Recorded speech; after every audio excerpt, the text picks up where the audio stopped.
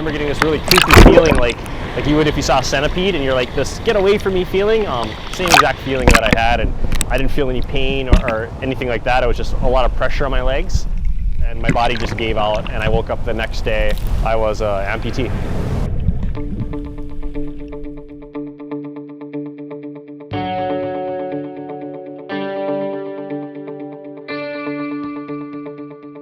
My name is Mike Coots. I'm from the island of Kauai. I am a shark attack survivor, photographer, surfer, and shark advocate. It was 18 years ago today. I was 18 at the time. I was a bodyboarder. I remember showing up to the beach and just looking at these amazing, beautiful waves, but there was a bit of a foul smell in the air, sort of like maybe a dead fish. But because the waves are so good, we're like, oh, forget this fish smell, we'll go out there and surf. So I was in about 45 feet of water or so, and this really nice ride came in. A guy was next to me, and he looked at me and I looked at him, and we were, sort of like that, who's gonna go?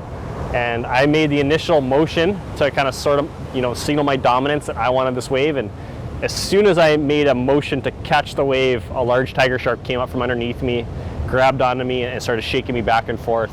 I tried pushing my legs out of its mouth, and that didn't really work, and stuck my hand, try to get my legs out, and it just kept, trying to get a better grip on me. And with my left hand, I fight or flight, just punched it in the nose. And the second punch, it let go of its grip on my legs, went back underwater, and I got back on my board and looked at my index finger that I'd stuck in its mouth, and it was split open like a potato, and I could see blood and guts. And as I was paddling, my right leg started spasming, like this shaking back and forth, and I thought the shark was, going to finish me off. And I looked behind me, and it wasn't the shark, it was my limb perfectly amputated off. My leg was severed completely off, like a surgeon could not have done a better job.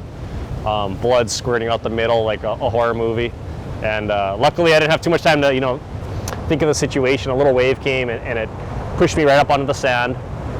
My friends grabbed me up a little higher, took my leash, made a tourniquet, threw me in a bed of a pickup truck, and we basically drove as fast as we could to the emergency room. I was in the hospital for about a week and then got fitted with a prosthetic about a month and a half later. That month out of the water, as my stitches and staples healed, was the hardest part of the entire shark attack. Up until that point, I hadn't really been out of the water that long, and to be out of the water for a month, that was a bit difficult. That feeling of jumping in the salt water and feeling it go over your body, and it was incredible. It was probably one of the most beautiful moments of my life to get back in the water. I get asked that often, whether I'm scared to go back in the water or if I'm scared of a shark attack. I guess first of all, the odds of it happening again are astronomical. I could write a pretty good book. But also I think that, sharks belong in the ocean. They're part of the ecosystem. We are entering their domain. It's what it is in the ocean. The ocean is this wild place, and sharks are a very important species in our ocean. And if it were to happen again, so be it. I'm in their home. I'm really comfortable with sharks. I love sharks. I love the ocean. I love a healthy ecosystem, and they all have to be together. Sharks need to be in the ocean. Any scientist, any marine biologist, without sharks in the ocean will soon collapse. It's like having your home and you've got what's at the very top of your roof. You take away what's at the roof, soon enough it'll rain and everything below it will crumble. And as an apex predator, they play a very invaluable role in our marine ecosystem. I really just, accepted the fact that I was in the wrong place at the wrong time. And even though, I lost a limb, I was very fortunate to be alive. Life doesn't end when you become limbless. It's sort of a new chapter in your life.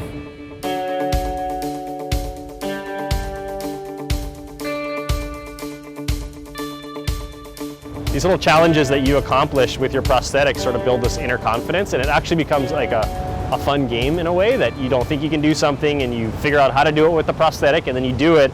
It's a really cool thing. And I went, from driving a truck to being able to ride a dirt bike, to being able to, surf with my prosthetic, to being able to run on the beach and sprint on the sand.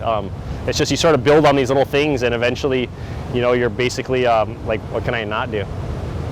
I would say the shark attacks have been the greatest thing that's ever happened to me.